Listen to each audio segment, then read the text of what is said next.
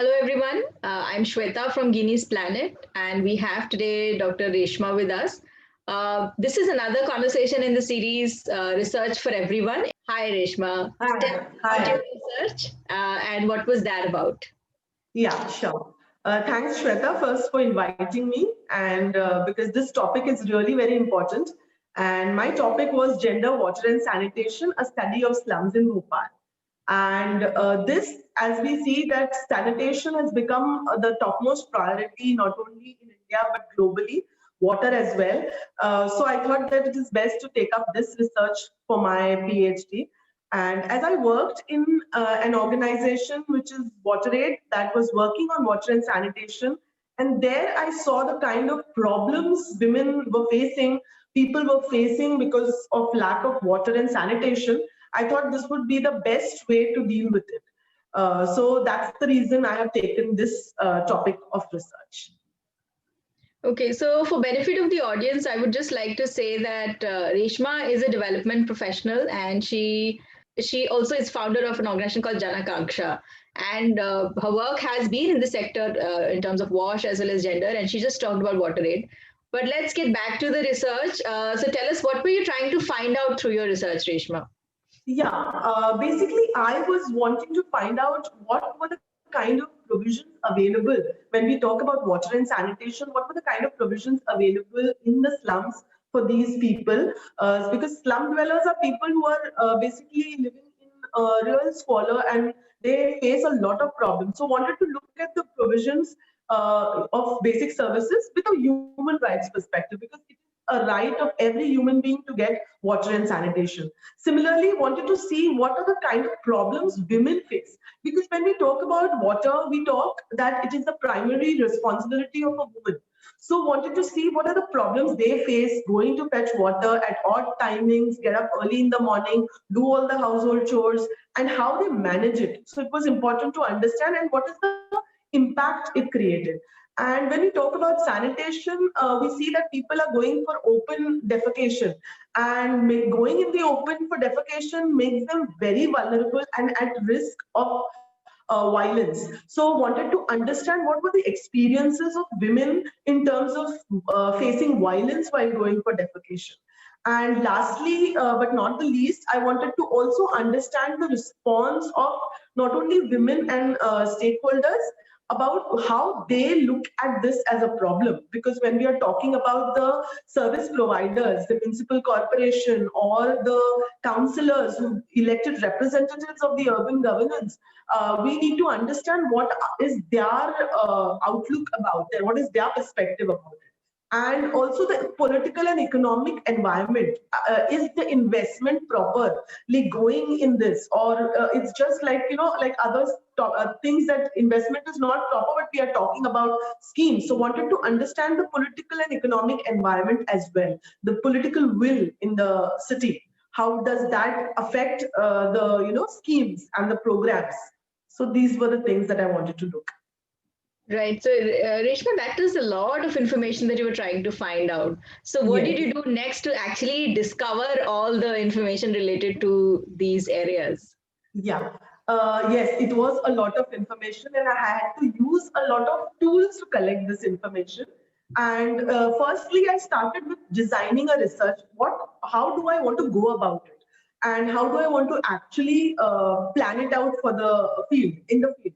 So I thought that the study would be better if it was descriptive in nature, and because everybody is aware of this problem, but nobody is gone deep into it and looked at its nuances, its intricacies, how it's impacting, what are the interlinkages, and what is the convergence that will help solve this problem.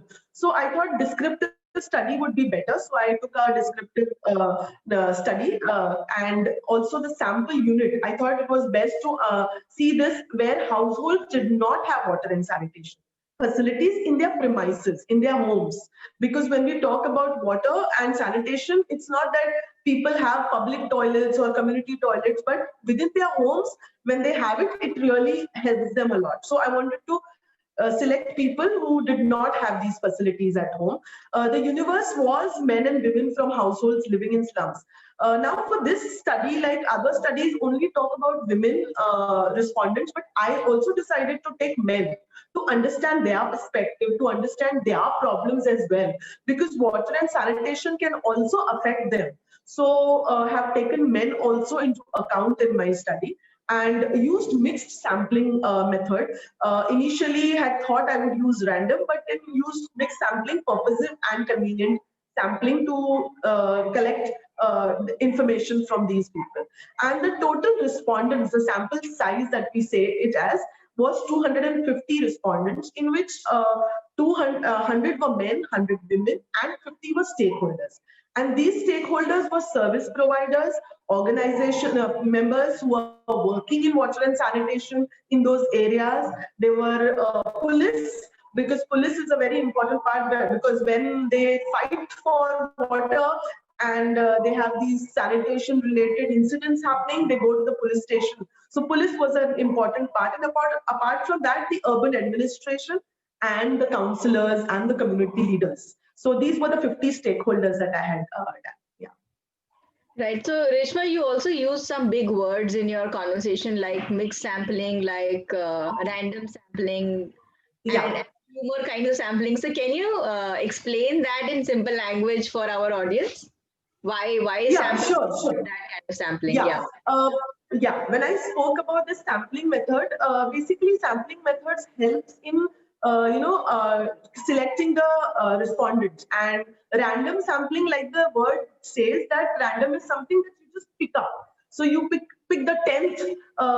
If you have a list of people, then you pick the 10th, and then you go. So that's the way you go for. And purposive sampling, when I was talking about, is basically that the purpose of my research was talking about people without water and sanitation services. So I would just select people purposively to the ones who did not have water and sanitation services.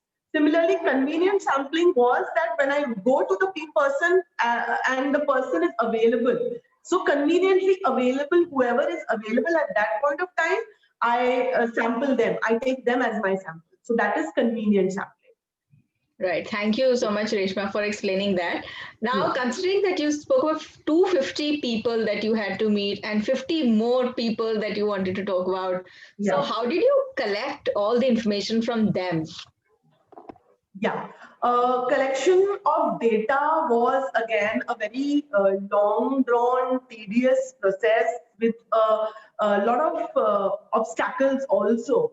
But I started with designing the tools, because tools are a very important part of research, and I wanted to do it in the best way possible, get the data which I wanted.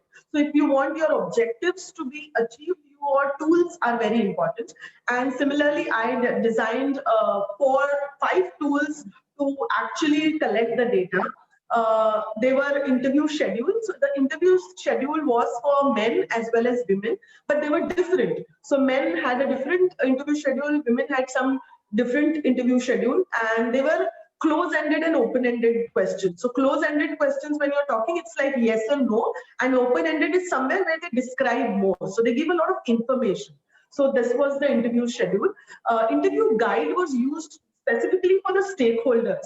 So the stakeholders, all stakeholders had different interview guides according to their roles and responsibilities. So a police would not have the same guide as a urban administration officer, because his role was different. So it was different for each stakeholder.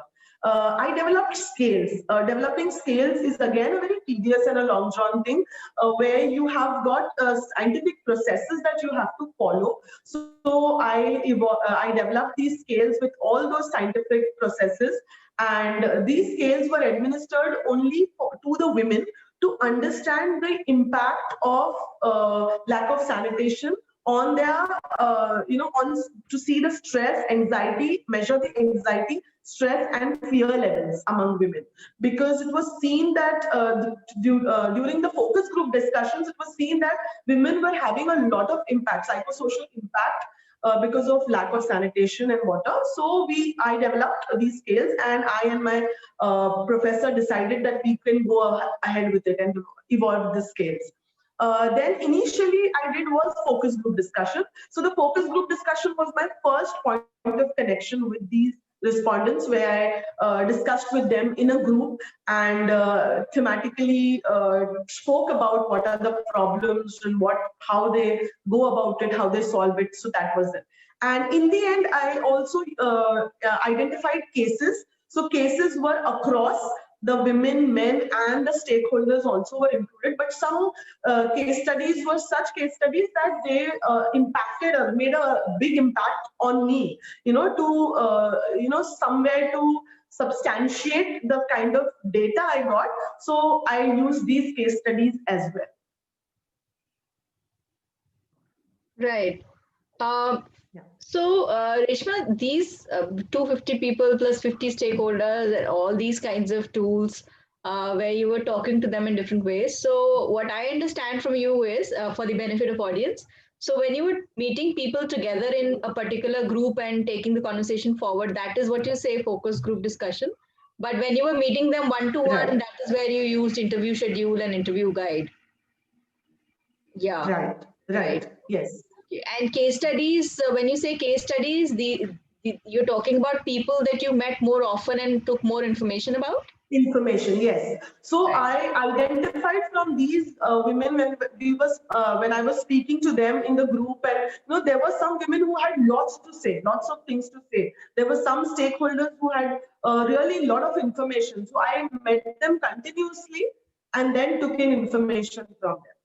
Okay. And how did you manage to remember everything that they were saying? One, of course, you were recording them in the interview schedule and whatever scales that you were using. But interview guide and focus group discussion and other conversation, how are you trying to keep track of what everybody was saying? Yeah. Interview schedule, like you rightly said, interview schedule and interview guide was quite easy because I would note down things, and I had a diary, my research diary, in which I noted down points as well for focus group discussions, case studies, and I also recorded, because at times I had to record it because they were saying so much. There was so much of inflow of information from them that my little mind could not actually take everything. So I had to use recording as one of the methods to keep the data intact so that I don't miss out on anything. So I took their permission to do that. Because that is very important in the research, and I did that. So that recording was one of the things. Research diary was another, and my points, whatever I do. Right.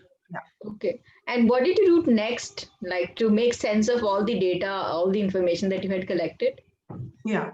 After that, I started working on these things simultaneously because, I had to, for interview schedule, I used software that is SPSS, that is a package to analyze the data.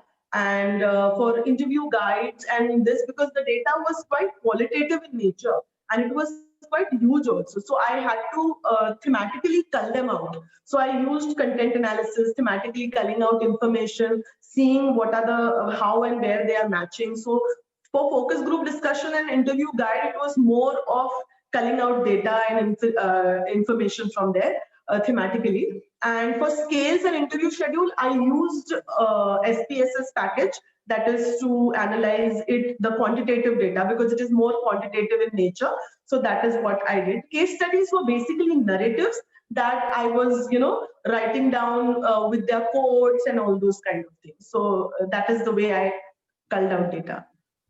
Right. So for the benefit of audience, I think I must say that so what Reshma is telling you is makes it very, very clear that when you get into a complex research like the one she did, then obviously there's a lot of information and you have to be very careful as to how you manage that information.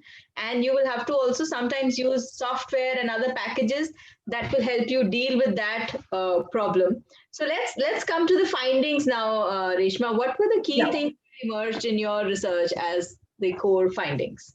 Yeah. First, I would like to talk about that the socio-economic background of the respondents that came out, as highlights were that they were basically from a lower socio-economic background. Economically, most of them were laborers and were working on daily wages, and some were domestic workers. So economically, they were not very good. Most of the people were from scheduled castes.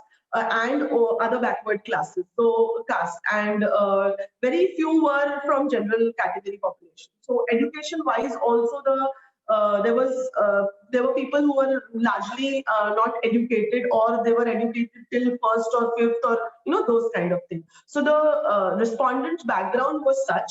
And if you see the water and sanitation situation in the slums, the water situation was quite grim, because most of the respondents depended on the hand pumps for collecting water, and that was the most dependable source for them. But these hand pumps were not even functional at times, and during rains, the aggravation of the problem, because it aggravated because the water levels went down and they could not get that much water. And some of the slums were like the slum was in on the hilltop, so fetching water became a big problem. They had to use cycles. They used all the family members, holding pails and going up and coming down. So it was quite a problematic situation in the slums, where water is considered. Scarcity of water was a lot. Like I said, in summer specifically, it was very bad. In rains, it was there was another problem. There was water. The levels were good, but the water was so dirty that it was not consumable. So the water quality was a problem. Water levels were a problem. As I mean, you had to stand. They had to stand for such long hours in the queue that they missed their, class schools. Children missed their schools. Women missed their going to work. Men missed their jobs because they had to wait for that. So these were the problems of water in the slums. Where sanitation was considered, most of the slum dwellers were going to open grounds and open canals. And if you say that going to open grounds means that these are not those grounds like cricket grounds. These are grounds which are kind of heavily, in a very corner of the slum, where there's a mushy land. They are very bushy. There are so many plants and all that. So it's not safe. Those open grounds are not those kind of grounds which are safe. One of the slums was near a forest area, which again they went and they had problems with animals also there. So it was that kind of a problem which I saw. Open canals again, most of them were there, and there were so many accidents that were taking place in those canals. There were 2-3 children who had drowned inside because of the canal, and there was one of the slum was near the dam. So there were again accidents which took place when the dam water came, the level came up, or the water level came up in the dam. So those were the kind of problems of sanitation was seen.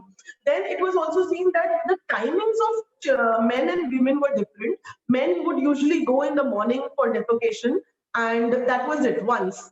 And women would go again and again.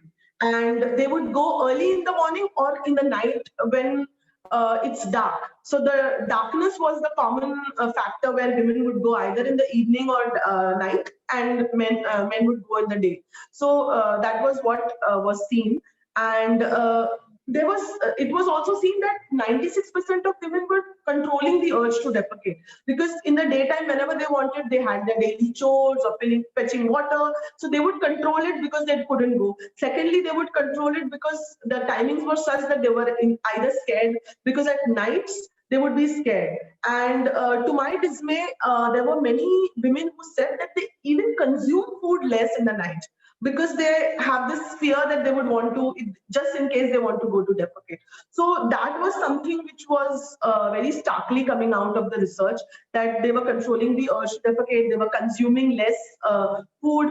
And then there was also the kind of fear they faced to go alone for defecation. So some women also said that, we go in a group of 2 because we are scared if somebody, we meet somebody, or somebody is watching us, or, those kind of things. So due to that, they were actually going in 2s and 1s. Even if they go in 1s, they are very scared. So the fear factor came out very strongly, and specifically the fear among men and women, which was seen, was different. Men feared more about insects and animals, and women feared more about men doing something to them, and men coming in, abusing them, or violence with them, or robbing them. So these were the kind of different fears which were seen in men and women. Right. So I remember, Reshma, when we were first talking about your research, you also Yeah. mentioned how women were managing the days when they had their menstrual cycle on. So can you Yes. share a bit about that with the audience? Yeah, sure. Yeah, so men, like I said, that women face problems, and women also, like, because of the control of urge to defecate, they are also facing a lot of other health problems like stomach aches, gas, acidity, and constipation, loose motions. So 90% of the women are suffering from these kind of problems. And similarly, women said that during menstrual cycle, it's worse for them. I mean, when we normal people during menstruation face a lot of health problems, cramps, headaches, and all the problems we face. So even women here face a lot of problems, but they are having no other option, because they have to go and fetch water, they have to go out to defecate, so that makes life miserable for them. They are having loose motions, they have to go 10 times also to defecate in the open. So that really increases their risk and increases the impact. Secondly, they are also facing, because the land where they go is not very clean and hygienic. So they are also facing a lot of other problems, like the first thing is that they are facing a lot of urinary tract infection because of that. Because it's open grounds, dirty, and due to which they are facing that problem, but they have no other option, they have to go. They feel so uneasy during that time. During rains and menstruation, again, was seen to be a really bad combination, because during rains it's so dirty, and when they are menstruating, they feel dirtier, they feel more uneasy to go and defecate in the open. But yes, these were seen as basic problems during menstruation. Okay. So, Reshma, I was wondering if we can go to the next part of our conversation now. Yeah. So my next question generally is that, okay, while you were uncovering information related to your objectives, did anything emerge that was surprising for you, which you'd not expected earlier, but it did emerge as a finding according to you, or you discovered it? Yeah, yeah, definitely. I did. And to my dismay, I was also shocked when I found those things that I mean, usually we say that woman is responsible for fetching water. And most of the studies also talk about fetching water as a women's responsibility. But in my research, I saw that even men were responsible for fetching water in these slums. And they were not doing it as just a support, but also a responsibility. There is a difference between just supporting a woman sometimes and doing it, and taking it as a responsibility and daily doing it. So I found that there were men who were taking it as a responsibility. So that was one thing. The second thing was, we feel that shy and feeling ashamed or feeling shy about things is about women, and they say that it's all about women. But I saw that even men were feeling shy. There were very few men, but yes, there were. So I think my study brought that out, that there are men who feel shy to defecate in the open. They feel shy to defecate in the open in front of women. And, that was something which came out very strongly in my research. The third thing to my dismay was that when I asked about the kind of violence women have faced and experienced in the slums, there were 96% of women who said that they face violence every day in some or the other form, whether it's physical abuse, whether it's sexual in nature, but they do face violence, whether it's through derogatory remarks, comments, lewd comments, or whatever, but they are facing. So that's a very big number that we really need to think. I'm finding that in my research. So that was something very strongly that has come. And the third thing which I felt in my research was that when I asked men that what should a woman do when something like that happens, incident happens, and all the men said that women need to come out in the open. They need to come and tell this to the family so that we can do something about it. So they are all in support of women to come out in the open and ensure that the perpetrator is, taken for it and not let loose. So that was something very nicely that has come. Right. So, in a way, like obviously, it's very challenging when it comes to water and sanitation situation in the slum that you were covering. But at the same time, while people recognize the challenge, they also felt that they had to support each other to address those challenges. I think that's the Yes. example that you're trying to give. What were the challenges for you, Reshma, as a researcher in this? Yeah, there were quite a lot of challenges for me also as a researcher, but I think challenges are opportunities that you take, and you need to move yourself around all the challenges and come out winner. And I also did that. Initially, like I said, I had thought that I would do a random sampling, and I had a list of people and I could go. But when I went there, I saw that I could not do the random sampling because people were not available. So in the end, I had to get into convenient sampling. So I changed my route and started with convenient sampling. Secondly, my place where I lived and the place where I was researching was 72 kilometers away. So that was a challenge for me every day to reach that place, and then at times find some people, sometimes not find anybody to interview as well. So that was something which was very challenging, and at times I had to wait till 12 in the night, 12:30 in the night to just get the respondents.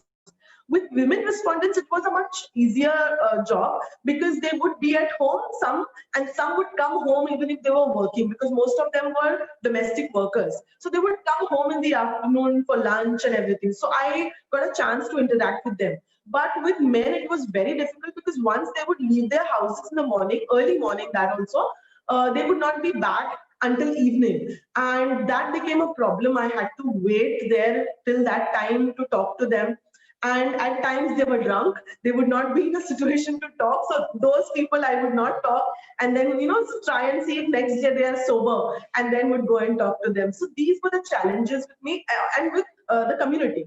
And apart from that, with the stakeholders also I had a challenge, because getting them to sit and talk, especially the urban administration officers, the engineers and the other officers, deputy commissioners, it was very difficult. So I had to literally go to and fro and take appointments. Then the appointments would be rescheduled. So this was a challenge with them as well. But yes, in the end, I managed. So I'm happy about it. So these challenges were overcome. Right. I think that's also a reminder for all the researchers out there that just because we have an objective and we want to go ahead with our research and we are raring to go, does not mean that everybody in the world has time for us, because people are also busy with their work, their activities. So we look forward to having you in future conversations as well. Thank you, Reshma, and thank you, everyone. Thank you, Shweta.